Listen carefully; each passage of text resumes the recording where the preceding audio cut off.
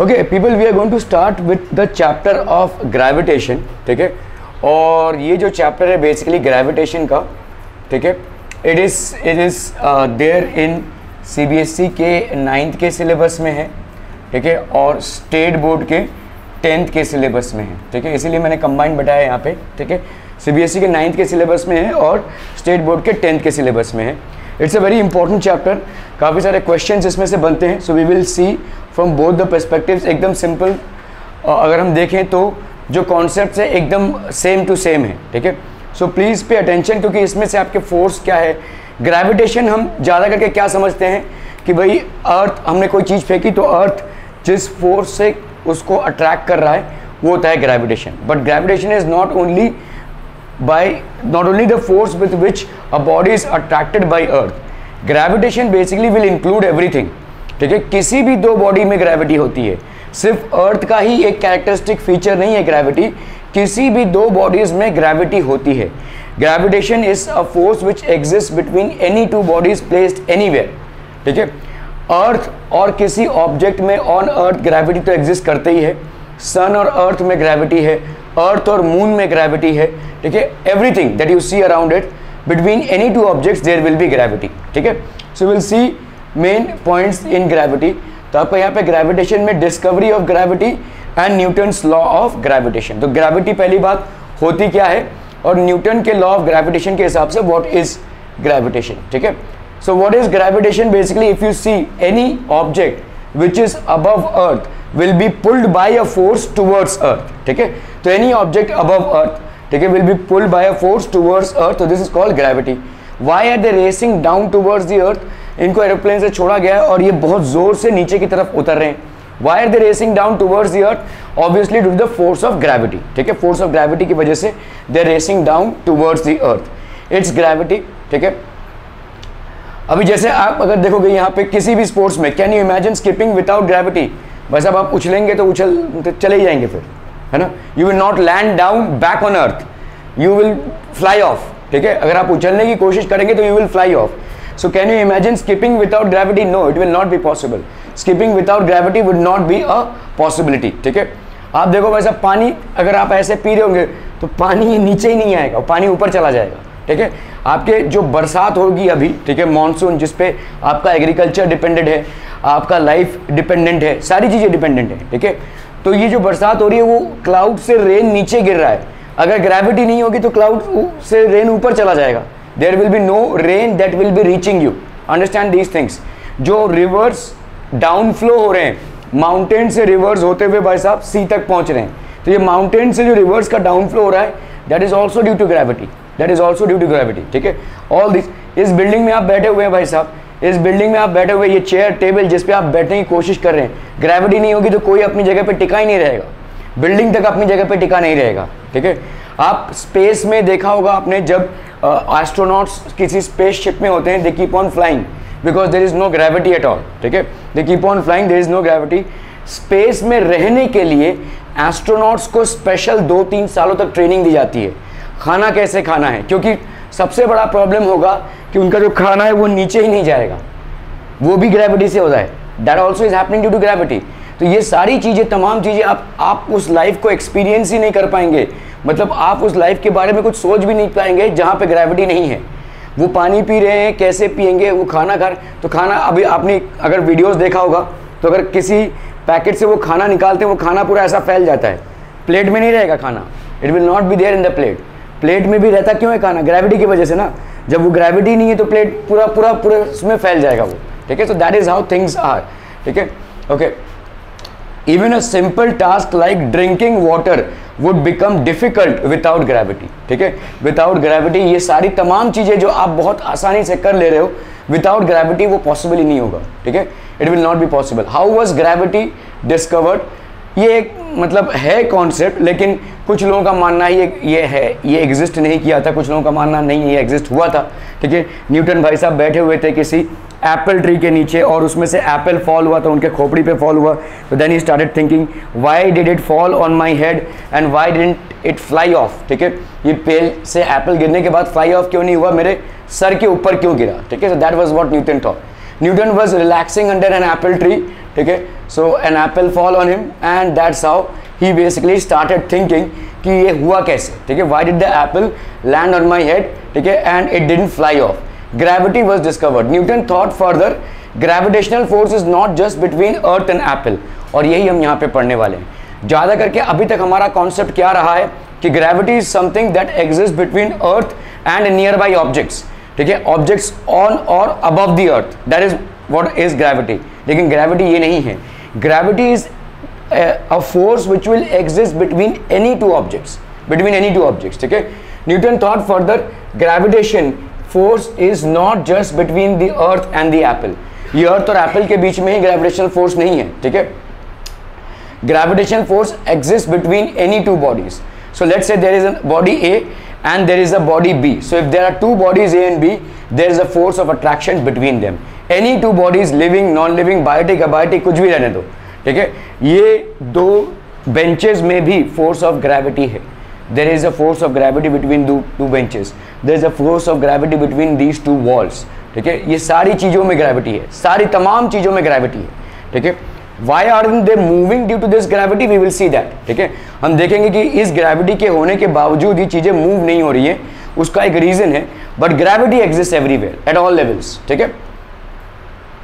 So there happens to be attraction between any two bodies. How is this? Now this is absurd. क्यों? क्योंकि भाई साहब अगर attraction होगा, फोर्स ऑफ अट्रैक्शन होगा, ग्रेविटेशनल फोर्स, एक चीज आपको याद रखना, इट इज नॉट रिपल्सिव. ये भाई साहब रिपल्सिव नहीं होगा, हमेशा और हमेशा क्या होगा, अट्रैक्टिव ही होगा.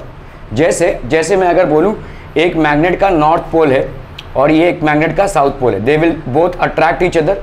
लेकिन इस मैग्नेट का ये नॉर्थ पोल है और इस मैग्नेट का ये नॉर्थ पोल है, तो ये क्या हो जाएगा, रिपल्शन हो जाएगा, ठीक है. इस मैग्नेट का ये साउथ पोल है और ये साउथ पोल है, तो क्या हो जाएगा भाई साहब, रिपल्शन हो जाएगा, ठीक है. अगर मैं बोलूँ एक पॉजिटिव चार्ज है और यहाँ पे एक नेगेटिव चार्ज है, तो ये दोनों एक दूसरे को अट्रैक्ट करेंगे. अगर मैं बोलूँ यहाँ पे एक पॉजिटिव चार्ज है और यहाँ पे एक पॉजिटिव चार्ज है, तो यहाँ पे क्या हो जाएगा, रिपल्शन होगा. यहाँ पे अगर नेगेटिव चार्ज है और यहाँ पे एक नेगेटिव चार्ज है, so again there is repulsive. तो आप अगर देखोगे ग्रेविटेशन के फोर्स में ये रिपल्सिव नेचर नहीं आएगा, it will only be attractive. मैं इन फोर्सेस का एग्जाम्पल आपको क्यों दे रहा था, क्योंकि ये सारे आपके नॉन कॉन्टैक्ट फोर्सेस हैं, जहाँ पे बॉडीज के बीच में कोई कॉन्टैक्ट नहीं हो रहा है, ठीक है. इन दोनों बॉडीज के बीच में अभी तक कोई कॉन्टैक्ट नहीं हुआ, लेकिन फोर्स एग्जिस्ट. आप अगर अर्थ के ऊपर हैं और ठीक है आपके साथ अर्थ का डायरेक्ट कॉन्टैक्ट नहीं है, लेकिन still the gravitational force will exist. So these are known as non contact forces. तो नॉन कॉन्टैक्ट फोर्सेस में आपको रिपल्सिव फोर्सेस भी मिलेंगे, लेकिन ग्रेविटेशनल फोर्स एक ऐसा नॉन कॉन्टैक्ट फोर्स है जिसमें रिपल्सिव फोर्स आपको नहीं मिलेगा, सिर्फ अट्रैक्टिव नेचर ही मिलेगा. Only attractive force will be there. Clear है? Are we clear on this one people? ठीक है, ओके. सो आपका देखो भाई साहब समझ लो, एक कार और एक इंसान में क्या ग्रेविटेशनल फोर्स होगा? Yes, there will be a gravitational force. तो इसका मतलब तो भाई साहब कार इंसान की तरफ मूव करने लगेगा या इंसान कार की तरफ मूव करने लगेगा? यस, हो सकता है. लेकिन यहाँ पे ये क्यों नहीं हो रहा है? क्योंकि इस इंसान पे दूसरे ऑब्जेक्ट्स के लिए भी ग्रेविटेशनल फोर्स लग रहा है, इस कार पे दूसरे ऑब्जेक्ट्स के लिए भी ग्रेविटेशनल फोर्स लग रहा है, जिसके वजह से वो अपनी जगह पे इंटैक्ट है. ठीक है, we will see why they don't move. ठीक है, if a man is walking on a road and a car is passing by, is there a man should get attracted to the car and the car should get attracted to the man as well. ठीक है, तो gravitational force will exist between any two objects. तो yes, ये होगा. ठीक है, there will be attraction between the man and the car. जैसे आप देख लो भाई साहब, यहाँ पे अर्थ है और let's say this is moon. ठीक है, let's say this is moon. Is there a force of gravity between them? Yes. Planets around the earth should get attracted to each other. आप इसका एक्सपीरियंस कब करेंगे? अगर अर्थ और मून है तो क्या मून में ग्रेविटी है? मून में due to earth gravitational force exist करता है. और ये आप कब देख सकते हैं? जब आपके जो लोग कोस्टल एरियाज में रहते हैं, आपको मालूम है ना, एक होता है high tide, low tide. High tide में समुद्र का पानी ऊपर तक आता है, लो टाइड में वो रिटार्ड कर जाता है. ये हाई टाइड और लो टाइड क्यों हो रहा है? It's because the moon has come very और the sun has come very close to earth. ठीक है, इसके लिए हाई टाइड होगा and when it goes further away low tide हो जाएगा.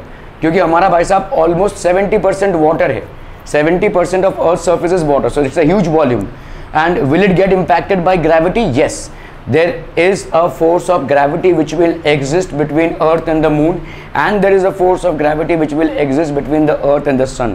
As soon as they come close to the earth, what will happen? The water levels will rise, और ये पूरी दुनिया भर में होगा, तो there will be a high tide and there will be accordingly a low tide. High tide low tide का जो फिनोमिना है ये कौन करवा रहा है? ग्रेविटी से हो रहा है, this is basically due to gravity, ठीक है। Okay, let us see why. अभी हम देखेंगे भाई साहब Newton's law of gravitation. Every object in the universe attracts every other object with a force. हर ऑब्जेक्ट एक दूसरे ऑब्जेक्ट को एक फोर्स से अट्रैक्ट कर रहा है। यूनिवर्स में जितने सारे ऑब्जेक्ट्स हैं, every object in the universe attracts every of the other object with a certain amount of force. सारे ऑब्जेक्ट्स में ये रहेगा, ठीक है। This will be which is directly proportional to the product of their masses. तो समझ लो भाई साहब, यहाँ पे एक ऑब्जेक्ट है ए और यहाँ पे भाई साहब एक ऑब्जेक्ट है बी, इसका मास है m1, इसका मास है m2। तो न्यूटन का ग्रेविटेशन लॉ क्या बोल रहा है? इनके बीच में जो ग्रेविटेशनल फोर्स ऑफ अट्रैक्शन है that will be directly proportional to the product of their masses. The force of gravity that will exist between two bodies will be directly proportional to the product of their masses। और let's say in centres के बीच में distance कितना है भाई साहब? r, ठीक है। Newton का सेकंड लॉ क्या बोलेगा? न्यूटन का सेकंड लॉ ये बोलता है कि this force is inversely proportional to the square of the distance between these two bodies. Firstly, this force is proportional to the product of their masses, and secondly, this is proportional to the square of the distance between them, distance between their centers, ठीक है। इन दोनों laws को अगर हम combine करते हैं तो हमारा क्या हो जाएगा?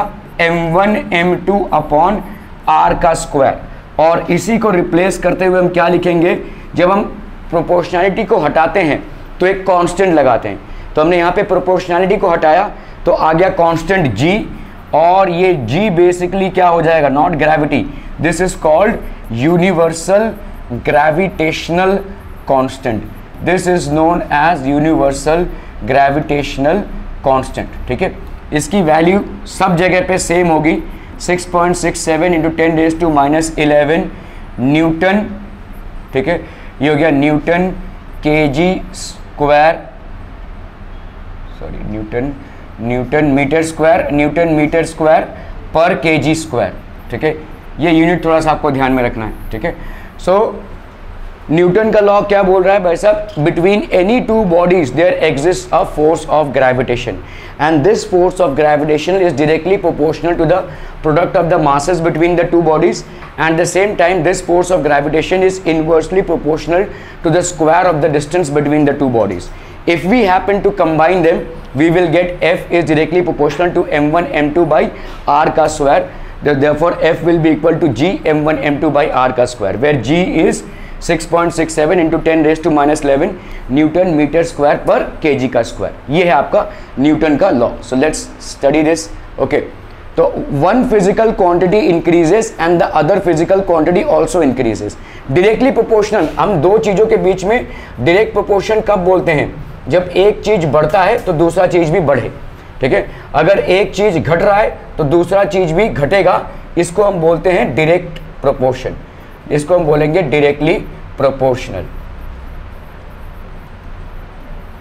डायरेक्टली प्रोपोर्शनल, अगर एक चीज़ बढ़ रहा है और दूसरा घट रहा है तो आपका A will be inversely proportional to B। अगर एक चीज़ घट रहा है और दूसरा बढ़ रहा है तो आपका A will be directly again inversely proportional to B in both the cases. यहाँ पे क्या हो रहा है? आपका फोर्स बढ़ रहा है अगर product of masses is increasing, तो इसीलिए हम इसको क्या लिख रहे हैं? Force will be directly proportional to the product of the masses of the two bodies. I hope everybody is clear with the concept of mass. Mass मतलब क्या होता है? The quantity of matter in your body. कितना weight है आपका? 45। His weight is 45 kg। Is it correct? No, it is incorrect. His mass is 45 kg। इनका जो मास है वो 45 kg है, ठीक है। So if he is on earth then also his mass will be 45 kg। If he is on moon, then also his mass will be 45 kg. If he happens to travel in Mars, then also his mass will be 45 kg. This is going to remain constant. Of all the matter that he is made up of, okay, of all the cells that he is made up of all the arteries, veins, whatever he is made up of, okay, the total mass is 45 kg. So mass is what? Mass is the quantity of matter in a body. Quantity of matter in a body, ठीक है, कितना content है matter का, that is called mass, ठीक है, and this is going to remain as constant, ये भाई साहब आपका कांस्टेंट रहेगा, ठीक है। वेट क्या हो जाए भाई साहब, weight is the force with which the earth attracts a body, the earth force with which the earth attracts a body, ठीक है, किस फोर्स से अर्थ एक बॉडी को अट्रैक्ट कर रहा है, ठीक है। सो वो जैसे हमारा जो अब देखेंगे acceleration due to gravity generally होता है हमारा 9.8 मीटर पर सेकेंड स्क्वायर, तो इनका वेट कितना हो जाएगा, इनका वेट हो जाएगा mass into acceleration due to gravity, so its mass is how much 45 kg, acceleration due to gravity 9.8 की जगह पे हम 10 भी ले सकते हैं, 10, और ये हो जाएगा न्यूटन्स में, so his mass will B weight will be approximately 450 Newton, ठीक है। फिजिक्स में हम इन चीज़ों में बहुत पर्टिकुलर है, केमिस्ट्री में मास और वेट को हम एक ही तरह से लेते हैं, लेकिन फिजिक्स में we are very particular about whether you are talking about mass और whether you are talking about weight. When we are talking about mass you are talking about the content of matter in a body, when you are talking about weight you are talking about the force with which earth is attracting the body towards itself, ठीक है। तो किस force से अर्थ एक body को अपनी तरफ attract कर रहा है वो होता है उसका वेट, और कितना कंटेंट मैटर है उस बॉडी में वो होता है उसका मास, ठीक है, okay. And inversely proportional to the square of the distance between their centres, ठीक है। तो दो पार्ट हैं न्यूटन्स लॉ के, if one physical quantity increases other physical quantity decreases. Inverse proportionality मतलब क्या होती है, अगर मैं बोलूं A is inversely proportional to B, तो मतलब A अगर बढ़ेगा तो B घटेगा, अगर B बढ़ेगा तो A भाई साहब घटेगा, इसको हम बोलते हैं इनवर्स प्रोपोर्शनैलिटी, ठीक है। सो यहाँ पे if one physical quantity increases the other physical quantity क्या हो जाएगा भाई साहब, डिक्रीज हो जाएगा, ठीक है। So consider to bodies of mass m1 and m2, यहाँ पे मास m1 और m2 है, दो बॉडीज हैं जिनके बीच में बेसिकली डिस्टेंस कितने का है r, ठीक है। So what do we have here, separated by distance r from the line joining the center of masses, so what will happen here, F that is the attractive force between the two bodies, यहाँ पे ये कितना हो जाएगा, this will be directly proportional, this is a sign of direct proportion, ठीक है, ये हो जाएगा आपका directly proportional to m1 m2 के साथ ये directly proportional हो जाएगा, ठीक है। और क्या हो जाएगा बोलो यहाँ पे, F will be inversely proportional, mass of the earth, ठीक है, mass of the earth is huge so person gets attracted towards earth, ठीक है, और inversely proportional in comparison to the mass of the car is negligible so force of attraction is also negligible। इन दोनों के बीच में negligible हो जाएगा और हम देखेंगे क्यों होगा, ठीक है। जो दो बॉडीज के बीच में सपोजिटली मैन है या कार है, इन दो बॉडीज के बीच में जो फोर्स ऑफ ग्रेविटेशन होगा ऐसे कुछ भी नहीं हो पाएगा, ना मैथ्स हो पाएगा और ना ही साइंस हो पाएगा, मैंने इसीलिए मैसेज रात को ही भेज दिया था, ना वो हो पाएगा ना ये हो पाएगा, okay. In comparison to earth the mass of the car is negligible, अगर आप देखोगे mass of the car is negligible hence it is not getting pulled, so force of attraction is also negligible, ठीक है, आपका force of attraction भी भाई साहब negligible हो जाएगा, ओके। तो आपका देखिए यहाँ पे फोर्स ऑफ अट्रैक्शन है, hence we do not attract objects around us, ठीक है, हम अट्रैक्ट नहीं कर रहे हैं लेकिन फोर्स एग्जिस्ट कर रहा है, ठीक है। Force is inversely proportional to the square of the distance between the two bodies. अब इन दोनों को कंबाइन करेंगे तो A और B के बीच में if distance is less force is more, जितना डिस्टेंस कम होगा दो बॉडीज के बीच में फोर्स ऑफ अट्रैक्शन भी उतना ही ज्यादा हो जाएगा, ठीक है। इफ डिस्टेंस इज मोर, ठीक है, the force of attraction is less, जितना ज्यादा डिस्टेंस होगा फोर्स ऑफ अट्रैक्शन भी उतना ही लेस होता जाएगा। तो F is proportional to m1 m2 by r का स्क्वायर। अभी हमने इन दोनों को कंबाइन कर दिया भाई साहब, देखो इस वाले इक्वेशन को डायरेक्टली प्रोपोर्शनल वाले और इस वाले इक्वेशन को विच इज इनवर्सली प्रोपोर्शनल, हमने दोनों को कंबाइन किया तो हमको ये मिल रहा है। अगर हम इसमें प्रोपोर्शनलिटी को हटा देंगे तो we will replace it by g, where g is the universal constant of gravitation, ठीक है, और g की वैल्यू हो जाएगी भाई साहब 6.67 इंटू 10⁻⁻11 न्यूटन मीटर स्क्वायर पर kg का स्क्वायर, ठीक है, ये हो जाएगा भाई साहब, ठीक है, okay. So if we put m1 is m2 is equal to 1, अभी देखो किसी चीज को डिफाइन करने के लिए हम क्या कर रहे हैं, यहाँ पे m1 और m2 को हमने 1 kg ले लिया, m1 की वैल्यू भी 1 kg है और m2 की वैल्यू भी 1 kg है, और r को ले लिया हमने 1 मीटर, ठीक है, r को ले लिया हमने 1, सबको 1 ले लिया बेसिकली। तो f की वैल्यू क्या हो जाएगी, f की वैल्यू हो जाएगी भाई साहब ये 1 इंटू 1 अपॉन 1 का स्क्वायर, तो f क्या हो जाएगा, f will be equal to g, और इसी से हम यूनिवर्सल ग्रेविटेशनल कांस्टेंट को डिफाइन करते हैं। So universal gravitational constant is the force between two bodies of mass 1 kg each separated by a distance of 1 metre. फिर से देख लो भाई साहब, आपने मासेस दो बॉडीज के क्या ले लिए, 1 kg, और distance between the two bodies कितना ले लिया है, 1 मीटर। अगर आपने ऐसा लिया तो आपको अल्टीमेटली क्या आ रहा है, force is equal to universal gravitational constant. तो यूनिवर्सल ग्रेविटेशनल कांस्टेंट का डेफिनेशन यहां से हो जाएगा, universal gravitational constant is the force which exist, gravitational force is the force which exist between two bodies of mass 1 kg each and separated by distance of 1 metre, ठीक है। So universal constant of gravitation is the force of attraction between two unit masses. Unit masses मतलब 1 kg each. Unit masses placed at unit distance apart from each other. Universal gravitational constant is the force between two bodies of unit masses placed at a unit distance from each other. Are we getting this people? समझ में आ रहा है ये, ठीक है। Okay, unit of gravitation क्या हो जाएगा, और इंपॉर्टेंस ऑफ ग्रेविटेशन, ठीक है। Okay, let us derive the unit for gravitational constant. देखो भाई साहब, यहाँ पे फोर्स है ये m1 m2 बाई आर का square, g into m1 m2 by r का स्क्वायर, ये हो गया आपका न्यूटन्स लॉ ऑफ ग्रेविटेशन। मुझे अगर इसका यूनिट याद नहीं है तो कैसे याद रखेंगे, देखो यहाँ पे क्या है, न्यूटन है, यहाँ पे लेट से हमको इसका यूनिट याद नहीं है, ये kg इंटू kg, ये क्या हो जाएगा, kg का स्क्वायर, ये मीटर का स्क्वायर, ठीक है। तो g का यूनिट कितना हो जाएगा, देखो इसको हमने इधर लिया तो ये Newton metre square upon kg का स्क्वायर, जिसको हम कैसे लिखते हैं, Newton metre square kg raise to -2, ठीक है। This will be the unit.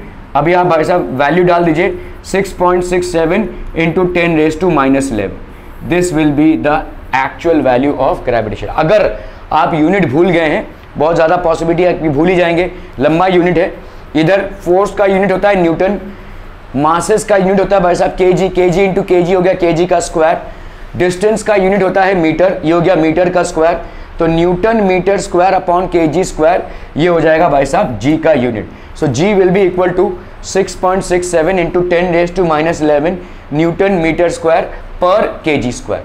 Are we clear to this one people, समझ में आ रहा है ये, ठीक है। Okay, so we know that f is equal to d, या हम g को क्या बोल सकते हैं, f r square by m1 m2।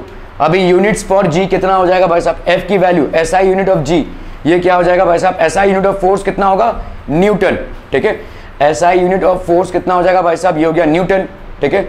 SI unit of displacement is कितना, मीटर का स्क्वायर, मतलब ये r हुआ मतलब डिस्टेंस, ठीक है, मीटर का square, and SI unit of mass is kg, तो kg इंटू kg, तो दिस विल बी kg का स्क्वायर, ठीक है। तो न्यूटन मीटर, तो CGS यूनिट ऑफ, तो आपका देखो ये SI यूनिट हो गया, SI unit. Now we are talking about CGS। देखो CGS में ये फोर्स देखो न्यूटन में मेजर होता है SI यूनिट में। CGS मतलब क्या होता है, आप लेंथ को मेजर कर रहे हैं सेंटीमीटर में, मास को मेजर कर रहे हैं ग्राम में, और टाइम को मेजर कर रहे हैं सेकंड में। SI में आपने क्या लिया हुआ है, लेंथ को आप मेजर कर रहे हैं भाई साहब मीटर में, मास को आप मेजर कर रहे हैं kg में, और टाइम को आप मेजर कर रहे हैं सेकंड्स में, ठीक है। तो CGS में क्या हो जाएगा, फोर्स का SI यूनिट है न्यूटन, और CGS में इसका यूनिट होता है भाई साहब डाइन, ठीक है, DYNE, डाइन, ठीक है। ओके, अभी हम आते हैं भाई साहब लेंथ का। लेंथ SI यूनिट में मेजर होता है मीटर में, यहाँ पे मेजर होगा भाई साहब सेंटीमीटर में, ठीक है। और आपका मास मेजर होता है SI में kg में, CGS में मेजर होगा भाई साहब ग्राम्स में। तो यहाँ पे CGS यूनिट क्या हो जाएगा, न्यूटन के जगह पे आप लिखेंगे भाई साहब डाइन, मीटर के जगह पे क्या लिखेंगे भाई साहब, सेंटीमीटर का स्क्वायर अपॉन ग्राम का square, dine centimetre square upon gram का स्क्वायर, ठीक है। ओके, तो आपका यहाँ पे कितना हो जाएगा भाई साहब, 9 सेंटीमीटर स्क्वायर अपॉन भाई साहब ग्राम का स्क्वायर, ठीक है, that will be units for, ठीक है। Are we clear to this one people? Importance of universal law of gravitation. The universal law of gravitation successfully explains the force that binds us to the earth. तो ये successfully हमको वो explain करता है कि किस फोर्स से हम अर्थ से बाउंड है, ठीक है। What is the force with which we are bound to the earth, ठीक है, किस फोर्स से हम बेसिकली नीचे गिर रहे हैं। This man is racing towards the earth due to gravitational force. एक इंसान को अगर छोड़ दिया जाए तो उसको हम बोलते हैं free fall. This is known as free fall because the person is racing towards the earth due to the force of gravity. ये वैसा फोर्स ऑफ ग्रेविटी के लिए नीचे जा रहा है, ठीक है, ओके। सो लेट्स से एक जंप है, अगर एक एथलीट है, he is basically into a high jump, so what will happen, he will jump and he will land up on the ground, ठीक है, he is not going to fly off. It is gravity that makes long jump. It is gravity that makes long jump so difficult. भाई athlete ने jump किया, देखो athlete ऐसे दौड़ता हुआ आया और उसने जंप किया, भाई साहब जितने दूर तक वो जंप करेगा उसको पॉइंट्स मिलेंगे, है ना। If he jumps and if there is no force of gravity, वो तो भाई साहब उड़ जाएगा ना, ठीक है। तो आपका जंप का डिफिकल्टी किस वजह से है, क्योंकि आपको जैसे ही आप जंप करेंगे आपको भाई साहब अर्थ खींचेगा। So that is the reason the high jump is difficult, because you are going against a force. आप एक फोर्स के अगेंस्ट जा रहे हैं which is gravitational force. You get points because the more you exert the force the more you will be going against the gravitational force. तो आप कितना gravitational force के अगेंस्ट में जा रहे हैं, ठीक है, that is basically why you get points. So it is gravity that makes long jump so difficult, ठीक है। The universal law of gravitation, ठीक है, the universal law of gravitation successfully explains the force that binds us to the earth, the motion of the moon around the earth. अभी भाई साहब moon earth के आजू बाजू घूम रहा है, तो इसका मोशन क्यों हो रहा है। देखो जैसे मैं बोलूं कि अगर मैंने कोई धागे में एक स्टोन बांध दिया है और उसको मैं घुमा रहा हूं ऐसे, मैं उसको तब तक घुमा पाऊंगा जब तक इस उंगली से मैं उस पर फोर्स एक्सर्ट कर रहा हूं। मैंने अगर इसको ढीला छोड़ दिया तो ये भी गिर जाएगा, ठीक है, it will not move. So there is a central force which is acting on the stone, and why is this acting, because the stone is tied to my fingers by a string. यही ऐसा ही कुछ हो रहा है भाई साहब अर्थ और moon में। अर्थ है यहाँ पे और ये मून है, इन दोनों के बीच में क्या है भाई साहब, ग्रेविटेशनल फोर्स है, ठीक है। ये ग्रेविटेशनल फोर्स कोई धागा नहीं है, ठीक है, यहाँ पे कोई धागा नहीं बना हुआ है, लेकिन कॉन्स्टेंटली एक्ट कर रहा है, जिसके वजह से मून जो है तो अर्थ के आजू बाजू जा रहा है। और सेम कॉन्सेप्ट अप्लाई होता है सन और अर्थ में। The reason why sun is rotating around the earth is rotating around the sun is because there is a force of gravitation between the sun and the earth. Because of this gravitation, the earth is rotating around the sun. Just as because of gravitation, moon is rotating around the earth, similarly, all planets, including earth, are rotating around the sun due to this force of gravitation. Okay? The motion of the moon around the earth, the motion of the moon around the earth, ये आपका देखिए, this is basically the moon which is rotating around the earth. Why it is doing so, because there is a constant force of gravity which exist between the earth and the moon, ठीक है। The motion of the planets around the sun, all these planets they are rotating in specific orbits around the sun. Why are they rotating in specific orbits around the sun, because all these planets experience a force of gravity between the sun and them. आपके कितने planets हैं, How many planets are there? 9 है कि 8 है? 9th वाला क्यों नहीं गिनते हैं आप? हाँ, मतलब क्या है, उसको आप प्लैनेट क्यों नहीं गिनते हैं? हम इसलिए उसको प्लैनेट नहीं गिनते हैं क्योंकि it has gone very far away from the sun. अभी आपने देखा क्या, force is inversely proportional to R का स्क्वायर। ये ग्रेविटेशनल फोर्स, मतलब आर जितना ज्यादा होगा फोर्स उतना ही कम हो जाएगा। The reason why we are not acknowledging Pluto as a planet is because उसकी दूरी सन से इतनी ज्यादा हो गई है कि ग्रेविटेशन के इम्पैक्ट ड्यू टू सन उसमें ऑलमोस्ट अनफेल्ट होंगे, ठीक है, उसमें नहीं होगा ज्यादा करके, ठीक है। जो ग्रेविटेशन के इम्पैक्ट्स आपको सन की वजह से अर्थ में मिलेगा या दूसरे प्लैनेट्स में मिलेगा, प्लूटो में नहीं मिल पाएगा, क्योंकि उसकी दूरी सन से बहुत मिलियन किलोमीटर्स है, ठीक है। और ये दूरी जितनी बढ़ेगी फोर्स ऑफ ग्रेविटी उतना ही कम होता जाएगा, ठीक है, फोर्स ऑफ ग्रेविटी उतना जाए. So the motion of the planets around the sun, all these planets are moving around the sun because between these planets and the sun there is a force of gravity. Are we clear? ठीक है, okay. तो आप देखिए जितने भी planets हैं आपके, Mercury, Venus, Earth, Mars, Jupiter, Saturn, Uranus, Neptune, Pluto, ठीक है, ये सारे प्लैनेट्स जो हैं अपने अपने ऑर्बिट्स में सन के आजू बाजू घूम रहे हैं भाई साहब, ठीक है. All of them are moving in specific orbits around the sun. It is the same as tying a string with a stone on it and applying a force with your fingers.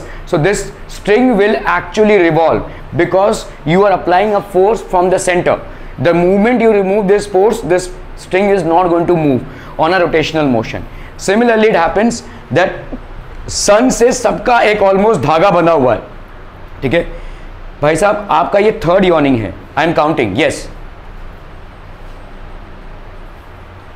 ठीक है. सो इसका भाई साहब yawning is a direct indication that you are least interested and I don't know how and why you are least interested. So get your acts right, otherwise there is no point in coming early in the morning. आप भाई साहब 1.5 घंटा अपना waste कर रहे हैं, उससे अच्छा आप सो लीजिए, ठीक है. तो यहाँ पे जितने भी प्लैनेट्स हैं आपके, ठीक है, the reason why they are moving is because there is a constant force of gravity between sun and these planets. Clear है, okay. The planets rotate and revolve around the sun due to gravitational forces. The planets rotate and revolve around the sun due to gravitational force. अभी देखो दो movements हो रही हैं, एक तो planet का खुद का घूमना होता है और प्लैनेट का ऐसे ऑर्बिट में घूमना होता है. So there is something called as rotation because of which we get our day and night, and there is something called as revolution because of which we get our seasons. ठीक है, दोनों के अलग अलग इम्पैक्ट है. तो planets आपस में भी ऐसे घूम रहे हैं और ऐसे में, और दोनों चीजें हो रही है किसके लिए भाई साहब? सन के ग्रेविटेशनल फोर्सेस के लिए, ठीक है. सन के ग्रेविटेशनल फोर्सेस के लिए प्लैनेट्स का रेवोल्यूशन भी हो रहा है और रोटेशन भी हो रहा है. Revolution is happening along specific orbit around the sun and rotation is happening along an axis. एक एक्सिस में ऐसे एक बॉल को जैसे हम घुमाते हैं, ठीक है. So that is how rotation and revolution will happen. The tides of the sea due to the moon and the sun, ठीक है. तो आपके भाई साहब हर एक कोस्टल एरिया में आपको हाई टाइड और लो टाइड का अंदाजा होगा. ये हाई टाइड और लो टाइड किसी हवा की वजह से नहीं आती है. ये हाई टाइड और लो टाइड आती है जब सन और या मून आपके अर्थ के बहुत क्लोज हो तो ये हाई टाइड आएगा सी में, और जब वो दूर हो तो लो टाइड होगा, ठीक है. So this high tide is basically rise in the sea level in coastal areas and this low tide is basically fall in the sea level in coastal areas. तो कोस्टल एरियाज में आप देखोगे कि जहां पे समुद्र खत्म होता है लोग वहीं से घर नहीं बनाना चालू करते हैं, बहुत सारा जगह छोड़ देते हैं, उसके बाद वहां से घर बनाना चालू करेंगे. क्यों? क्योंकि यहाँ पे इतना जगह चाहिए हाई टाइड को एडजस्ट करने के लिए. ये हाई टाइड में वैसा समुद्र इतना आगे आ जाएगा, आपके घर के अंदर समुद्र घुस जाएगा, ठीक है. तो इसीलिए जितने भी कोस्टल एरियाज हैं वहां पे कंस्ट्रक्शन एक्टिविटीज होती है दूर, या तो आप बड़े बड़े बोल्डर्स फेंक देते हैं. कोई मरीन ड्राइव गया है, you would have seen that there are big rocks which have been made to lay on that sea coast. Why? Because during high tide the water will come all the way up there, ठीक है. तो इसी तरह से आपके high Tide और low tide में ये सिचुएशन होती है. और हाई टाइड और लो टाइड एक नेचुरल सा प्रोसेस है. क्यों हो रहा है? क्योंकि आपके हाई टाइड कब होगा? जब सन या मून अर्थ के बहुत क्लोज हो, और लो टाइड कब होगा? जब सन या मून अर्थ से बहुत दूर हो. 70% of earth is water, so obviously there is a huge volume of earth that is water, and this volume of earth experience a gravitational pull. भाई साहब ये gravitational pull experience करेगा तो भाई साहब ऊपर जाएगा थोड़ा सा, ठीक है. water level will go a little up. Are we with this people? कुछ भी question? Okay, so this is basically high tide and low tide. The tides are caused due to gravitational force of moon. तो gravitational force of moon की वजह से ये tides cause हो रहे हैं, ठीक है. बेसिकली स्विमर और diver whatever he is, ठीक है, he is experiencing this and he is showing the sports activity, ठीक है. Okay, so centripetal force. The centripetal force is the centre seeking और the force which is acting towards the centre. देखो जैसे यहाँ पे आप किसी धागे को, एक धागा है और यहाँ पे स्टोन, इसको आप भाई साहब रोटेट करवा रहे हैं, ठीक है. तो आपका इसके और इसके बीच में एक सेंट्रीपिटल फोर्स रहता है, ठीक है. इसके और इसके बीच में एक सेंट्रीपिटल फोर्स रहेगा. This force will be directed towards the centre. जब तक आप अपनी उंगलियों से यहाँ पे फोर्स अप्लाई कर रहे हैं, ये स्टोन इस धागे में घूमता रहेगा.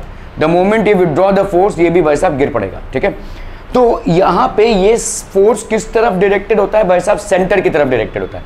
जैसे, तो ये फोर्स आपके सेंटर की तरफ डायरेक्टेड होता है, इसीलिए हम इसको क्या बोलते हैं, सेंट्रीपिटल फोर्स, सेंट्रीपिटल फोर्स, ठीक है।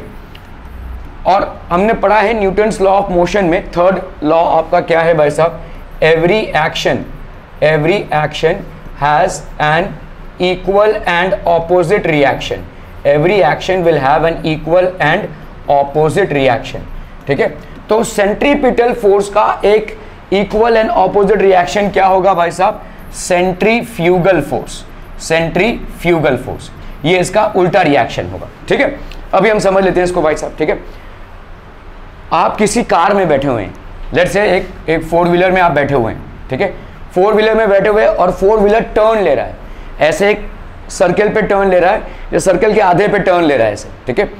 तो टर्न ले रहा है तो उसका कोई रेडियस होगा, मतलब फोर व्हीलर किसकी तरफ घुसेगा, इसकी तरफ, तो ये हो गया फोर व्हीलर का सेंट्रीपिटल फोर्स। लेकिन जैसे हर चीज का एक एक्शन होता है तो एक रिएक्शनरी फोर्स जनरेट होता है, तो एक रिएक्शनरी फोर्स जनरेट होगा आपके ऊपर, और अगर दरवाजा खुला रहेगा तो आप बाहर चले जाओगे।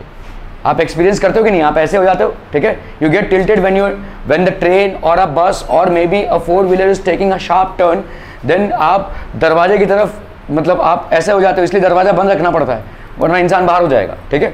तो इसको हम बोलेंगे सेंट्रीफ्यूगल फोर्स। तो सेंट्रीपिटल फोर्स के ऑपोजिट डायरेक्शन में होता है centrifugal force, there is a centrifugal force.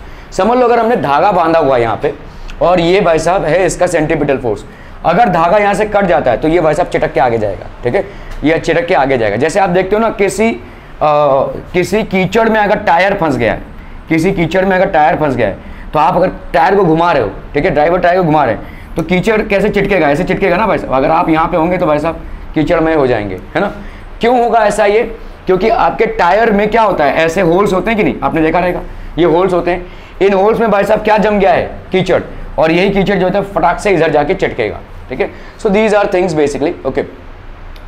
तो centripetal force is the centre seeking force which is acting towards the center. We know that the moon is revolving around the earth in a circular orbit. Moon जो है तो अर्थ के आजू बाजू घूम रहा है एक सर्कुलर ऑर्बिट में भाई साहब, ठीक है। और भाई साहब मून का जो ग्रेविटी है that will be always directed towards the centre of the अर्थ। आप भी जो अर्थ की तरफ अट्रैक्ट हो रहे हो due to gravitational force, the force which you are experiencing due to the earth is also directed towards the centre of the earth. तो gravitational force is a centre directing force या centripetal force बोलेंगे हम। This is because the force is directed towards the centre of the earth. तो आप जो gravitational force experience कर रहे हो that will always be a centripetal. In absence of centripetal force the moon will go tangentially. तो moon भाई साहब ऐसे उड़ जाएगा, ठीक है। जैसे समझ लो कोई धागा है, अगर इस धागे को हम घुमा रहे हैं तो जब तक घुमा रहे हैं फोर्स अप्लाई कर रहे हैं, ऐसे घूम रहा है। अगर धागा भाई साहब तोड़ देते हैं हम या टूट जाता है तो ये किधर जाएगा, ये भाई साहब, या अगर ये स्टोन धागे से निकल जाता है तो ये ऐसे चला जाएगा टेंजेंशियली। टेंजेंशियली मतलब समझ में आता है, सर्कल है, सर्कल पे जैसे हम टेंजेंट ड्रॉ करते हैं तो ये टेंजेंट हो गया। सर्कल पे हम टेंजेंट ड्रॉ करते हैं, जो सर्कल को छूता हुआ निकल जाए तो सर्कल पे हमने टेंजेंट ड्रॉ किया, ठीक है। किसी धागे को जब आप घुमा रहे हो स्टोन बांधकर, तो स्टोन अगर निकल जाता है धागे से तो इस पॉइंट से निकला तो स्टोन ऐसे जाएगा, इस पॉइंट से निकला तो ऐसे जाएगा, इस पॉइंट से निकला तो ऐसे जाएगा। इस मूवमेंट को हम बोलते हैं tangential movement, which is basically छूते हुए सर्कल को निकल जाना, ठीक है। In absence of centripetal force the moon would go tangentially, ठीक है। तो टेंजेंशियली जाएगा ये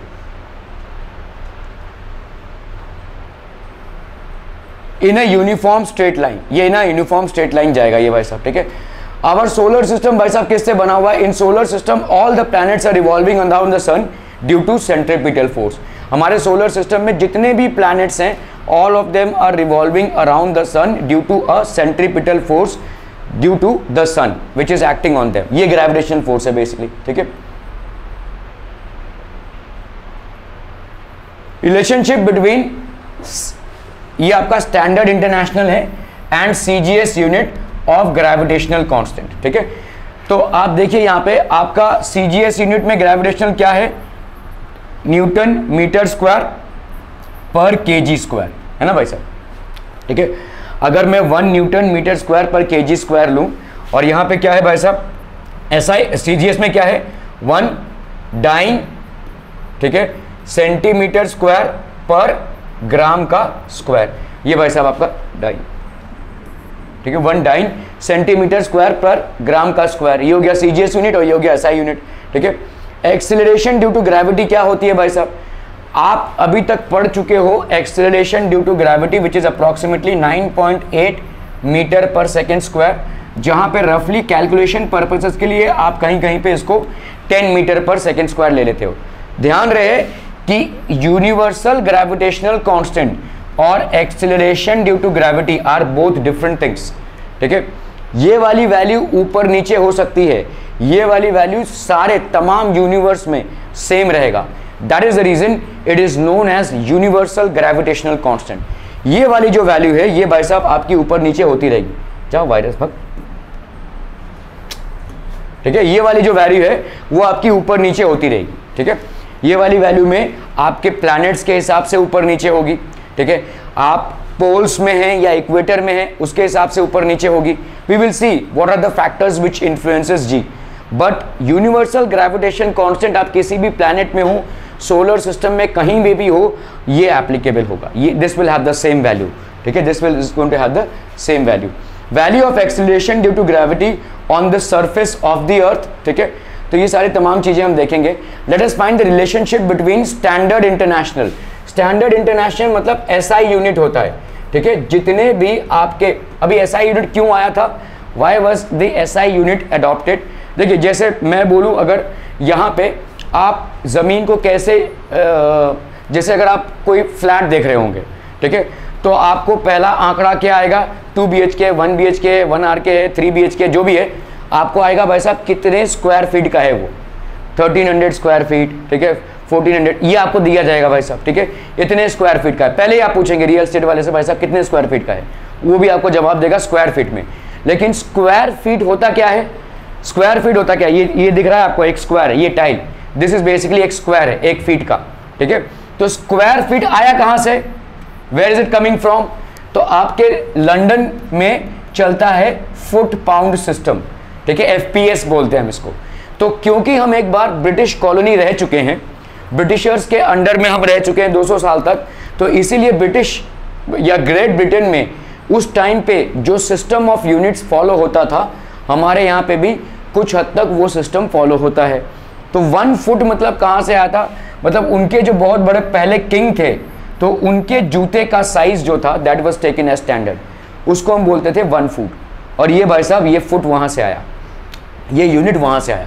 उनके जूते का जो लेंथ था वो 1 फुट का था, ठीक है, उस फुट को हमने मान लिया कि ये 1 फुट का हो गया। और इसीलिए जितने भी कॉलोनियल एम्पायर्स हैं which have been under the British empire, they generally would measure distances in foot, लेकिन ये स्टैंडर्ड इंटरनेशनल यूनिट नहीं है।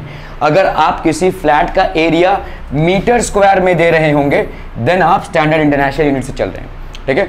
तो अभी प्रॉब्लम क्या है, किसी फिजिकल क्वांटिटी को जब हम मेजर करते हैं, तो मैंने मेजर किया भाई साहब फुट से, ठीक है, ठीक है, किसी और ने भाई साहब ये बित्ता मतलब समझते हैं ये, ठीक है, ऐसे भी मेजर करते हैं, ठीक है, इससे भी हम मेजर करते हैं, समझ लिया हमने, इससे मेजर किया, ठीक है, बाय हैंड मेजर कर लिया भाई साहब, ठीक है, हैंड मेजरमेंट हो गया, फुट मेजरमेंट हो गया, तमाम तरीकों से मेजर कर रहे हैं। कोई भाई साहब आपका मीटर में मेजर कर रहा है, ठीक है।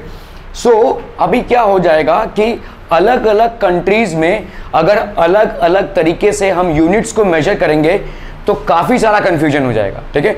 अगर आप एक साइंटिस्ट हैं और कुछ डिस्कवर करते हैं और उस डिस्कवरी में आप किन चीज़ों को लेकर आपने एक्सपेरिमेंट किया, कितने लेंथ की चीज़ें थी, कितनी वेट की चीज़ें थी, इन सब को आप फिजिकल क्वांटिटीज़ में लिखेंगे, उसको आप पब्लिश करेंगे, तो अगले वाले साइंटिस्ट जितने भी दूसरे कंट्रीज़ के हैं उनको समझ में ही नहीं आएगा, क्योंकि उनका आप जो यूनिट फॉलो कर रहे हैं उनको मालूम ही नहीं भाई साहब ये कौन सा यूनिट है, ठीक है।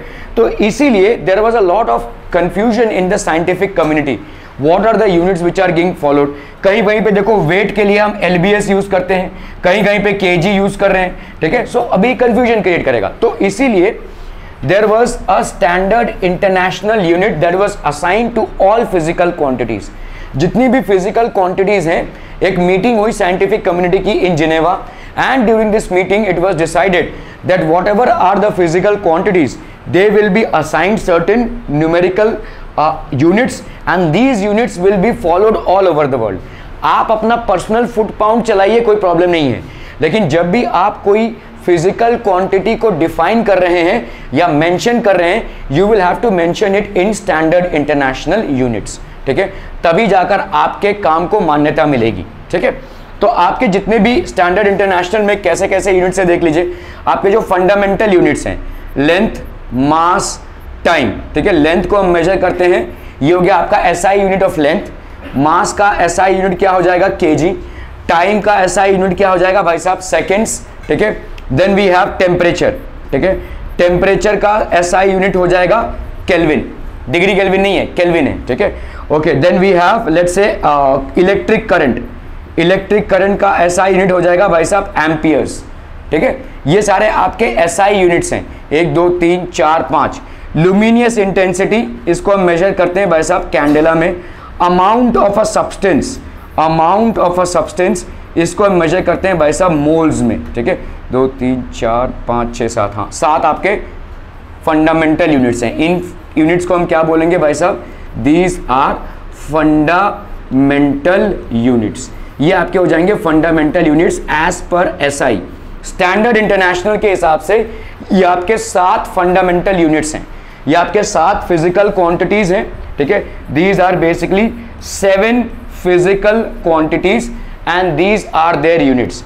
Length measured in meters, mass measured in kg, time measured in seconds, temperature measured in Kelvin, electric current measured in amperes, luminous intensity measured in candela, and amount of a substance which is measured in moles. एक और चीज है जिसको हम solid angle बोलते हैं, जिसको हम रेडियंस में मेजर करते हैं, सॉरी एक होता है एंगल, ये एंगल होता है जिसको हम रेडियंस में मेजर करते हैं, और एक होता है भाई साहब आपका सॉलिड एंगल जिसको हम किस में मेजर करते हैं, स्टेरेडियंस में, ठीक है। तो इसको हम मेजर करते हैं भाई साहब स्टेरेडियंस में। ये 2 भी और एडिशनल यूनिट्स हैं। अभी इन यूनिट्स का भाई साहब होता है डिराइव्ड यूनिट्स। जैसे समझ लो भाई साहब एरिया, एरिया क्या हो जाएगा, मीटर का स्क्वायर, इससे निकला है, देखो 2 लेंथ को मेजर करेंगे तो एरिया आएगा। वॉल्यूम क्या होता है भाई साहब, मीटर का क्यूब, ये एक डिराइव्ड यूनिट हो गया। जैसे डेंसिटी, डेंसिटी हो जाएगी क्या आपकी, केजी पर मीटर क्यूब, तो आपने मास का एक यूनिट यूज किया है और मीटर के 3 यूनिट्स यूज किए, तो केजी पर मीटर क्यूब। सो ये सारे जो यूनिट्स हैं, बहुत सारे और भी तमाम मिलेंगे आपको। जैसे फोर्स भी आपका एक क्या हो जाएगा, न्यूटन में मेजर होता है। अब इसको मैं अगर तोड़ूं तो 1 newton is equal to 1 kg meter पर सेकेंड स्क्वायर, ये होता है भाई साहब न्यूटन, 1 न्यूटन की वैल्यू, ठीक है। तो ये भी क्या हो गया, कलेक्शन ऑफ यूनिट्स है। अगर एक से ज्यादा यूनिट्स किसी भी फिजिकल क्वांटिटी पे यूज हो रहे हैं तो उसको हम बोलेंगे derived unit, that will be basically known as a derived unit. Are we clear to this one people, ठीक है। तो एसआई स्टैंडर्ड इंटरनेशनल में कंफ्यूजन को हटाने के लिए स्टैंडर्ड इंटरनेशनल को अडॉप्ट किया गया। तो अगर मैं बोलूं मीटर, तो रशिया में एक इंसान उस मीटर को समझ पाएगा, अमेरिका में बैठा एक साइंटिस्ट भी उसको समझ पाएगा, और इंडिया में लोकेटेड एक इंसान भी मीटर को समझ पाएगा। Everybody will be able to correlate to what a meter of length is, everybody will be able to correlate what a kg of a substance is. ये सारे पूरे तमाम विश्व में लोगों को मालूम होगा, क्योंकि these are the standard international units of measuring quantities. मुझे अगर फुट मालूम है तो शायद रशिया के किसी इंसान को फुट मालूम नहीं है, क्योंकि Russia was never a part of the British empire. अगर जर्मनी में कोई इंसान है तो शायद वो पाउंड क्या होता है शायद वो नहीं मालूम है उसको। Pound is basically a measurement of मास, ठीक है, शायद उसको ना मालूम हो। तो ये सारे कंफ्यूजन हो सकते हैं। लेकिन अगर मैं केजी बोलूं तो everybody all around the world irrespective of the nation and the location will be able to correspond that this is a unit of measurement of mass. Clear है, ओके, ऑलराइट। तो experimentally it is observe that the value of G is how much, ये भाई साहब experimental value है, इसको आपको derivation नहीं है। 6.67 into 10⁻⁻11 Newton metre square per KG square, ठीक है। सो ये आपका वैल्यू ऑफ जी हो गया, ठीक है, 6.67 10⁻11। अभी देखो 1 न्यूटन की वैल्यू क्या होती है, 10⁵ डाइन। देख लीजिए कैसे होगी ये, ठीक है, आई लेट यू नो। जैसे आपका देखो मैंने अभी बताया आपको 1 न्यूटन कितना होता है, 1 केजी मीटर पर सेकेंड का स्क्वायर, ठीक है। और 1 डाइन कितना होता है, 1 डाइन होगा 1 ग्राम, मीटर की जगह सेंटीमीटर, और टाइम को तो भाई साहब वही सेकंड में हम हमेशा कर रहे हैं, ठीक है। अभी मुझे बताओ इसको मैं अगर कन्वर्ट करूं, 1 केजी को अगर मैं ग्राम में कन्वर्ट करूं कितना आ जाएगा बोलो, 1000 ग्राम, ठीक है। मीटर को अगर मैं सेंटीमीटर में कन्वर्ट करूं तो कितना आ जाएगा बोलो, 100 सेंटीमीटर पर सेकेंड स्क्वायर, दोनों में सेम है ना भाई साहब, ठीक है। सो ये कितना हो गया, this will be equal to, यहाँ पे 3 0 यहाँ पे 2, तो 10⁵ gram centimeter per second square, और इसी को हम बोलते हैं भाई साहब डाइन, ठीक है। तो 10⁵ डाइन क्या, 1 newton, 1 newton is equal to 10⁵ dyne, clear है। That is how we are getting it, 1 newton is equal to 10⁵ dynes. बहुत मजा आ रहा है, ठीक है। 1 newton is equal to 10⁵ dynes, clear है, ओके। ओके अभी देखो यहां पे कितना हो गया, इस न्यूटन के जगह पे हमने क्या लिखा भाई साहब, डाइन्स। इस मीटर स्क्वायर के जगह पे हमने क्या लिखा भाई साहब, सेंटीमीटर स्क्वायर, और इस केजी स्क्वायर के जगह पे लिखा ग्राम स्क्वायर। कैसे, देखो एक न्यूटन की जगह, तो यहाँ पे 6.67 इंटू 10⁻⁻11, इसको हम वैसा ही रखते हैं। इस न्यूटन को हमने चेंज किया भाई साहब डाइन में, और अभी हमने देखा 1 newton is equal to 10⁵ dyne होता है, तो ये हो जाएगा कितना बोलो, 10⁵ डाइन्स, ठीक है। मीटर स्क्वायर को सेंटीमीटर स्क्वायर में चेंज करना है, 1 meter is equal to 100 centimeter होता है भाई साहब, तो 1 मीटर की वैल्यू कितनी, 10⁻² सेंटीमीटर, क्लियर है, 10⁻² सेंटीमीटर। अभी अगर मैं 1 मीटर का स्क्वायर कर दूं तो भाई साहब इधर भी क्या हो जाएगा, स्क्वायर हो जाएगा। So that will be how much, 10⁻² का स्क्वायर मतलब 10⁻4 centimeter square. Are we getting this people. तो इस यहां पे देखो किधर गया भाई साहब, ठीक है, इस मीटर स्क्वायर की जगह पे हम क्या लिखेंगे, 10⁻4 सेंटीमीटर का स्क्वायर, ठीक है। नीचे क्या है भाई साहब, केजी का स्क्वायर है, जिसको मुझे क्या में कन्वर्ट करना है, ग्राम्स में। 1 kg is equal to 1000 grams. Are we clear, are we clear. तो अगर मैंने दोनों तरफा स्क्वायर कर दिया तो 1 kg का स्क्वायर कितना हो जाएगा बोलो, 1 2 3 ग्राम का square. So that will be how much, 10⁻³ ग्राम का स्क्वायर। तो 1 kg का स्क्वायर, दैट इज 1 kg का स्क्वायर इज इक्वल टू 10⁻6 ग्राम का स्क्वायर, 10⁻6 ग्राम का स्क्वायर। तो यहां पे भाई साहब कितना हो जाएगा, 10⁻6 ग्राम का स्क्वायर। क्लियर है भाई साहब, क्लियर है, क्लियर है, क्लियर है, ओके। तो अभी हमारा कितना हो गया, देखो अभी कर लो भाई साहब, 5 + 4 9, 9 - 6 कितना हो गया, 3, तो 6.67 इंटू 10⁻⁻11 इंटू 10⁻3, ठीक है, dine centimetre square per gram का स्क्वायर। ये आ रहा देखो, ठीक है, 10⁵ इंटू 4 9 हो गया, 9/6, ठीक है। तो कितनी हो गई भाई साहब यहाँ पे value, this will be 10 - 11 into, तो यहाँ पे देखो -11 और ये 3 में कितना आ जाएगा, -8, ठीक है। तो अगर आप g की वैल्यू देख रहे हो SI में, g की वैल्यू देख रहे हो भाई साहब SI में, तो ये होगा 6.67 इंटू 10⁻⁻11 न्यूटन मीटर स्क्वायर पर kg का स्क्वायर। और यही g की वैल्यू अगर आप देख रहे हो किस में, CGS में, तो आपका कितना हो जाएगा, 6.67 इंटू 10⁻⁻8 न्यूटन की जगह भाई साहब डाइन, मीटर स्क्वायर की जगह पे सेंटीमीटर स्क्वायर, और केजी स्क्वायर की जगह पे -G2। क्लियर है, समझ में आ रहा है। ये यूनिट वही है, मतलब यूनिट चेंज हुआ है, न्यूमेरिकल वैल्यू वही है, numerical value is going to remain the same, ठीक है। तो आपका 6.67 into 10⁻⁻11 Newton metre square per KG square is equal to 6.67 into 10⁻⁻8 dyne centimetre square plus upon gram का square. Is this understood people? कि repeat telecast चाहिए, क्या repeat telecast चाहिए, बोलो बोलो, रिपीट टेलीकास्ट चाहिए। हमने एक फॉर्म को दूसरे फॉर्म में, तेरे को इसलिए चाहिए क्योंकि तू पे अटेंशन नहीं कर रहा है।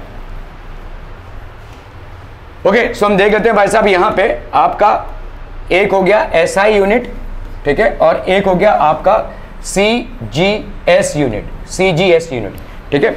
Before going to SI and CGS, यहां पे भाई साहब 1 न्यूटन होता है किसका यूनिट, फोर्स का, और यहां पे होता है फोर्स का यूनिट 1 डाइन। अभी हमें मालूम है कि 1 न्यूटन की वैल्यू कितनी होती है, 1 kg मीटर पर सेकेंड स्क्वायर। इसी चीज को डाइन को तोड़ेंगे तो 1 ग्राम सेंटीमीटर पर सेकेंड स्क्वायर, ठीक है। अभी आप इसको कन्वर्ट कर लीजिए, देखो यहां पे kg को अगर मैं ग्राम में कन्वर्ट करूं तो कितना आएगा बोलो, 1000 ग्राम आ जाएगा। मीटर को भाई साहब सेंटीमीटर में कन्वर्ट करूं तो कितना आ जाएगा, 100 सेंटीमीटर आ जाएगा।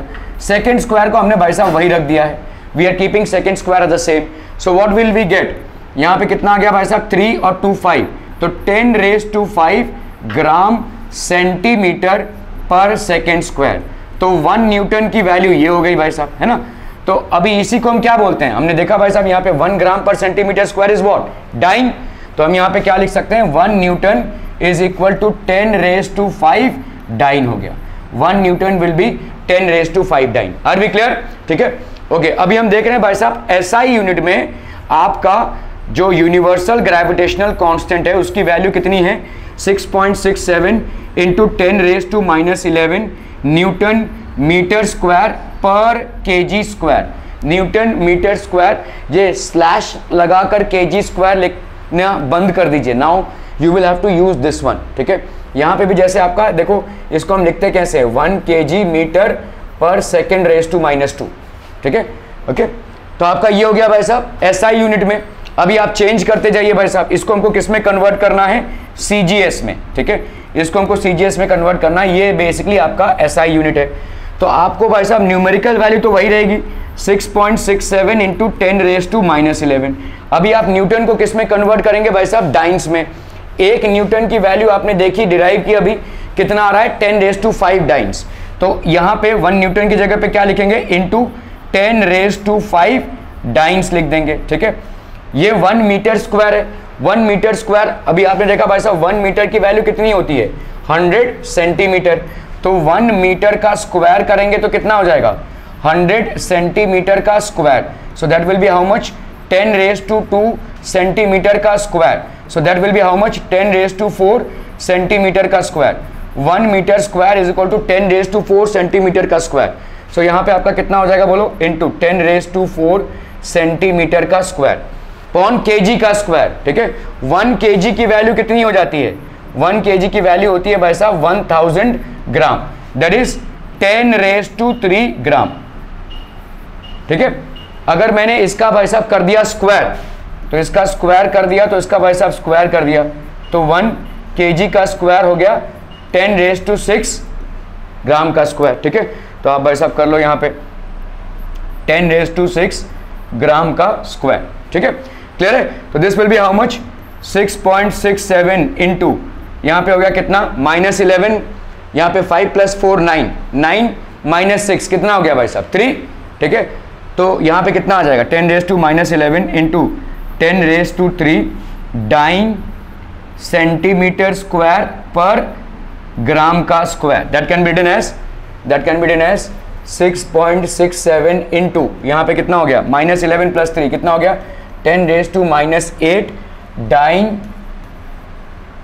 सेंटीमीटर स्क्वायर ग्राम का स्क्वायर। क्लियर है भाई साहब, ठीक है। तो वही चीज देखो आपने किस में कन्वर्ट कर ली भाई साहब, दूसरे यूनिट में कन्वर्ट कर ली।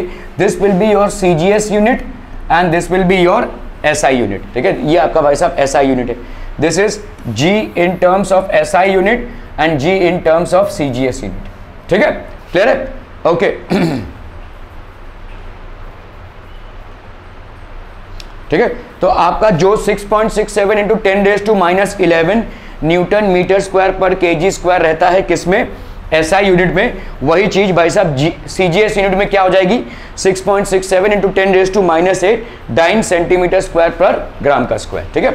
Okay, acceleration due to gravity. अभी हम एक्सेलरेशन ड्यू टू ग्रेविटी की बात करेंगे भाई साहब। यहाँ पे क्या हो जाएगा, सो लेट्स से, ओहो यहाँ से भाई साहब मत करना है सब हरकत, चलिए बॉल ही फेंका है, खुद नहीं गिरा है, ठीक है। ओके, तो आपने भाई साहब बॉल फेंका है, तो this ball will basically land down on the ground. Why, because there Newton's law of gravitation क्या बोल रहा है, हर ऑब्जेक्ट के बीच में, हर दो ऑब्जेक्ट के बीच में फोर्स ऑफ ग्रेविटी होगी। तो मतलब उस बॉल में और अर्थ में भी फोर्स ऑफ ग्रेविटी एग्जिस्ट करेगी, because of which the ball will land down. Why will the earth not move up. भाई साहब ये बॉल फेंक रहे हैं ना आप ऊपर से, ये अर्थ है भाई साहब, ठीक है, ये अर्थ है।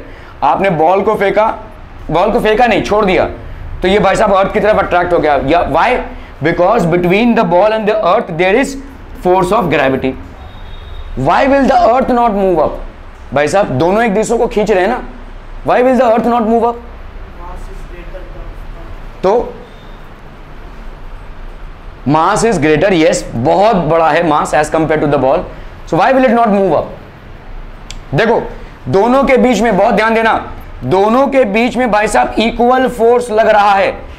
इस पे जितना फोर्स एक्ट हो रहा है इस पे भी उतना ही फोर्स एक्ट हो रहा है, और वो फोर्स क्या हो जाएगा, लेट्स से इसका मास m है और इसका मास है m, ये एक बॉल है and let's say this is basically earth, this is basically earth, दोनों के बीच में एक ही फोर्स लग रहा है and what is the magnitude of that force, F is equal to G m mass of the ball mass of earth upon let's say the distance between them is r, ठीक है, r का square, ठीक है, इतना भाई साहब इस पे लग रहा है, ठीक है। अभी हमको मालूम है फोर्स क्या होता है, force is equal to mass into acceleration, force is equal to mass into acceleration, तो एक्सेलरेशन क्या हो जाएगा, फोर्स अपॉन मास, ठीक है, फोर्स अपॉन मास। अभी हम in case of acceleration of the ball देखते हैं, एक्सेलरेशन ऑफ द बॉल, ठीक है, कितना फोर्स लग रहा है, इतना फोर्स, बॉल का मास कितना है m, ठीक है, इस फोर्स को देखो अगर आप कितना है G small m capital M upon r का स्क्वायर अपॉन इसका स्मॉल m, ये भाई साहब कैंसिल, यहां पे कितना आ जाएगा G मास m अपॉन r का स्क्वायर। ध्यान दो यहां पे G की वैल्यू कितनी है 6.67 इंटू 10 रेज टू -11, ठीक है, कितना भाई साहब न्यूटन मीटर स्क्वायर पर kg का स्क्वायर। लेट्स से हमने मान लिया ये r जो डिस्टेंस है वो 1 मीटर का है, लेट्स से, ठीक है, okay.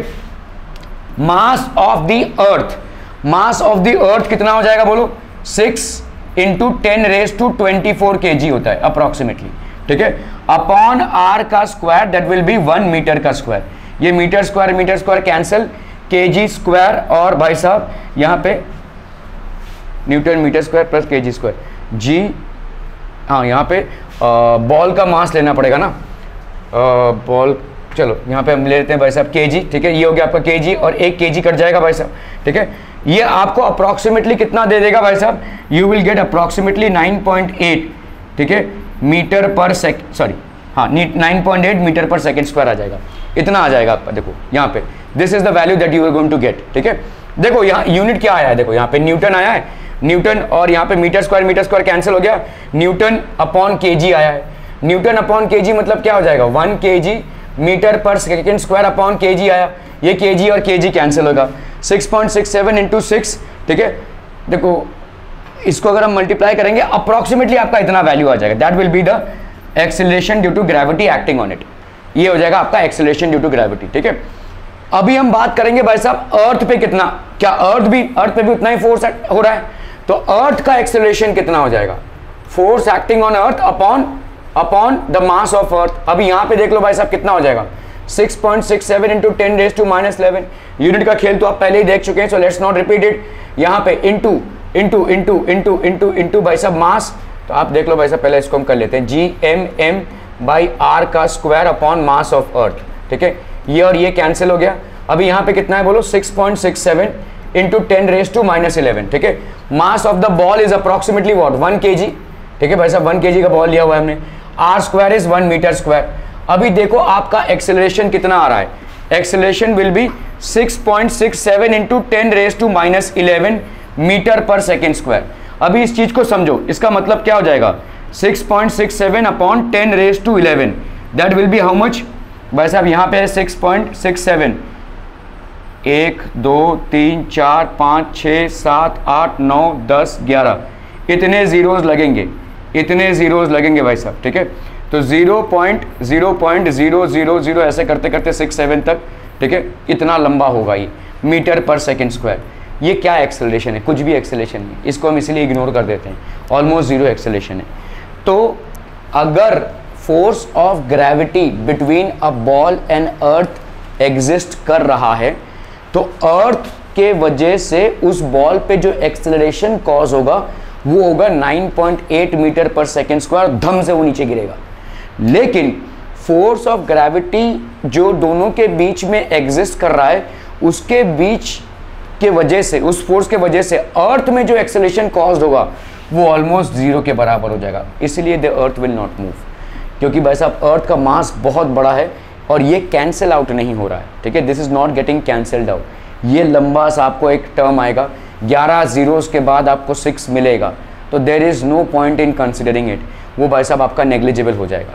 But is there a force, अगर ये फोर्स की वजह से इस पे फोर्स है तो इसके वजह से भी इस पे फोर्स है, जस्ट बिकॉज ये, जैसे आप देख लो, आप किसी बच्चे के टॉय को समझ लो, टॉय है एक ट्रक, टॉय ट्रक है, उसको आप भाई साहब एक उंगली से मतलब थोड़ा सा पुश करोगे वो चलने लगेगा, थोड़ा सा फोर्स दिया उसमें एक्सेलरेशन आ गया। एक वाकई में जो ट्रक है उसको पुश करने जाओ भाई साहब, पूरे दिन लगे तो नहीं पुश होगा वो, है ना, क्यों? क्योंकि भाई साहब आप जो फोर्स उस पर एग्जर्ट कर रहे हो उस पर कोई एक्सेलरेशन, ऑलमोस्ट जीरो एक्सेलरेशन होगा, उसका मास बहुत बड़ा है। तो जितना इस मतलब बॉल के कंपैरिजन में भाई साहब अर्थ का मास बहुत बड़ा है, इसलिए you are not seeing any impact of this force, इसीलिए ये फोर्स का एक्सेलरेशन आपको भाई साहब ऑलमोस्ट जीरो मिल जाएगा। ठीक है, सो ऐसा नहीं है कि भाई साहब इसके वजह से ये मूव नहीं कर सकता, कर सकता है, लेकिन इसका मास इतना ज़्यादा है कि इसके वजह से ये मूव करेगा ही नहीं, it is not going to move. ठीक है, so Newton's law of gravitation क्या बोलता है भाई साहब, if there is a boy of mass m and let's say this is a mass of the earth that is capital M, तो आपका ये भाई साहब क्या हो जाएगा, what will this be, force हो गया Gm1 m2 by r square, ये आपका भाई साहब न्यूटन्स लॉ ऑफ ग्रेविटेशन है। तो फोर्स यहाँ पे क्या हो जाएगा, Gm1 मतलब मास ऑफ अर्थ, m2 मतलब mass of the man, upon the distance between them, the distance between the man and the centre of the earth लेना है भाई साहब। ठीक है, the man and the centre of the earth, ठीक है, that will be r, not the earth. ठीक है, ओके, सो आपका भाई साहब यहाँ पे according to Newton second law F is equal to ma होता है, मास इंटू एक्सेलरेशन होता है, तो यही हम क्या कर देंगे, m इंटू जी कर देंगे। ठीक है, so acceleration due to gravity mg, ये वाली फोर्स किसके बराबर हो जाएगी, इसके बराबर हो जाएगी, ये और ये कैंसिल हो गया, तो g की वैल्यू क्या हो जाएगी, gm बाई r का स्क्वायर, gm बाई r का स्क्वायर। ठीक है, यहाँ पे g की वैल्यू होगी 6.67 इंटू 10⁻⁻11 न्यूटन मीटर स्क्वायर पर kg का square into mass of earth is approximately 6 into 10⁻24 kg, और यहाँ पे r की value but is radius of the earth is approximately 6400 kilometre होता है। ठीक है, इसी को अगर हम मीटर में कन्वर्ट करें तो इसका मतलब हो गया 6.4 इंटू 10⁻³ किलोमीटर। ठीक है, समझ में आ रहा है भाई साहब, इसको 1 2 3 तीन पोजीशन पीछे ले गए तो ये 10⁻³ किलोमीटर हो गया। 1 किलोमीटर में भाई साहब आपका कितना होता है मीटर, 10⁻³ मीटर होता है, तो 6.4 का कितना हो जाएगा, 6.4 into 10⁻³ into 10⁻³ metre, so that will be how much, 6.4 into 10⁻6 metre. ठीक है, इसका हमको स्क्वायर करना है, तो 6.4 इंटू 10⁻6 मीटर, और इसका भाई साहब कर देंगे हम स्क्वायर। ठीक है, आप बोलेंगे कि आपने ये वाला डिस्टेंस लिया है या ये वाला डिस्टेंस लिया है, तो हमने सिर्फ ये वाला डिस्टेंस ही लिया हुआ है क्योंकि वो वाला डिस्टेंस बहुत कम है, बहुत कम है as compare to the radius of the earth. ठीक है, वो मतलब हम नेग्लिजिबली कर दे रहे हैं। ठीक है, ओके, तो ये सब तमाम चीज़ों के बारे में आप लिख लोगे यूनिट्स, और उसके बाद सीधा डाल दोगे, अरे वाह ये कैसे मैजिक आ गया 9, बस सिंपल। भाई साहब कैलकुलेशन करते बैठोगे दिन से रात हो जाएगा। ठीक है, बहुत लंबा कैलकुलेशन है। इन वैल्यूज़ को अगर आप अपने यूनिट्स के साथ बैठाते हैं तो यू विल गेट 9.8 मीटर पर सेकेंड स्क्वायर, इन वैल्यूज़ को अगर आप यूनिट्स के साथ बैठाते हैं तो। ठीक है, क्लियर है, so this is how we will come to acceleration due to gravity. तो mg की वैल्यू ये हो गई भाई साहब। ठीक है, इसमें m और m दोनों साइड में कैंसिल हो गया, तो आपका g का वैल्यू कितना आ गया, gm बाई r का स्क्वायर। ठीक है, value of g on the surface of earth, अगर भाई साहब कोई ऑब्जेक्ट है which is on the surface of earth, value of g कितनी हो जाएगी भाई साहब, वैल्यू ऑफ g हो जाएगी यहाँ पे हो गया 6, r देखो radius of earth is how much, अभी आपको बताया मैंने 6.4 इंटू 10⁻6 मीटर होता है। मास of the earth is approximately what, 6 into 10⁻24 kg भाई साहब।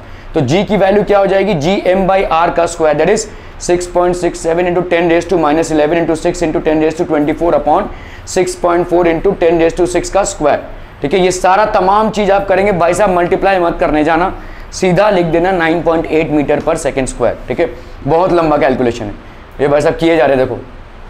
ठीक है, करते जा रहे हैं भाई साहब, करते जा रहे हैं।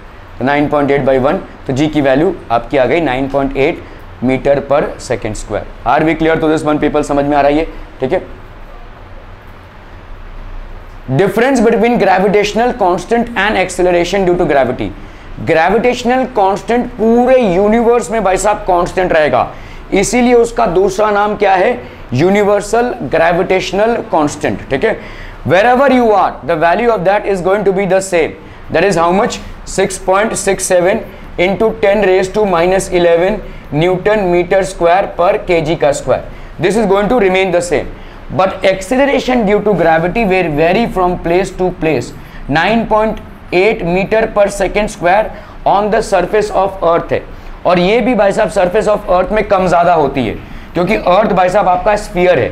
ठीक है, यहाँ पे इक्वेटर में आपका आर स्क्वायर ज़्यादा होता है. और आपने देखा जी की वैल्यू क्या होती है, GM/r का स्क्वायर. तो ये आर बढ़ जाएगा, मतलब जी की वैल्यू घट जाएगी. ठीक है, अगर आप पोल्स पे जाओगे, पोल्स पे, तो आर की वैल्यू क्या हो जाएगी पोल्स पे, एट पोल्स. देखो एट पोल्स क्या हो जाएगा, आर की वैल्यू घट जाएगी, तो जी की वैल्यू थोड़ी सी बढ़ जाएगी. ठीक है, 9.8 से शायद 9.9 हो जाए. ठीक है, एट इक्वेटर क्या होगा भाई साहब, आर की वैल्यू बढ़ जाएगी, तो जी की वैल्यू भाई साहब कम हो जाएगी. क्योंकि यहाँ पे भाई साहब इस चीज को अगर आप देखोगे, G = GM/r का स्क्वायर है. ये कांस्टेंट, तो हम यहाँ पे लिख सकते हैं G is inversely proportional to r का स्क्वायर. मतलब r जहां पे बढ़ेगा G की वैल्यू वहां पे कम होगी, r की वैल्यू जहां पे कम होगी G की वैल्यू वहां पे बढ़ेगी. क्लियर है, क्लियर. तो आपका भाई साहब एट पोल्स क्या हुआ है, r यहाँ पे ज्यादा हुआ है, तो G थोड़ी कम हो जाएगी. पोल्स पे क्या होगा, r कम होगा, तो G की वैल्यू बढ़ जाएगी. ठीक है, that is how it is going to be. Clear है. Difference between gravitational constant and acceleration due to gravity. तो डिफरेंस बिटवीन ग्रेविटेशनल कांस्टेंट, तो आपका acceleration due to gravity will vary on the surface of earth itself. And अगर आप moon पे जाएंगे, तो आपका मून पे जो एक्सेलरेशन ड्यू टू ग्रेविटी होती है, लेट्स से G', ये आपका 1/6 ऑफ G हो जाएगा. मतलब हमारे यहाँ पे जो एक्सेलरेशन ड्यू टू ग्रेविटी है उसका 1/6 हो जाएगा acceleration due to gravity on moon. अलग अलग प्लैनेट्स का अलग अलग होगा. क्यों? क्योंकि भाई साहब आपकी G की वैल्यू क्या होती है, GM/r का स्क्वायर.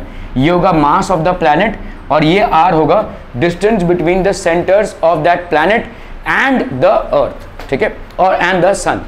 ठीक है, तो अलग अलग प्लैनेट्स पे एक्सेलरेशन ड्यू टू ग्रेविटी की वैल्यू अलग अलग हो जाएगी. क्लियर है.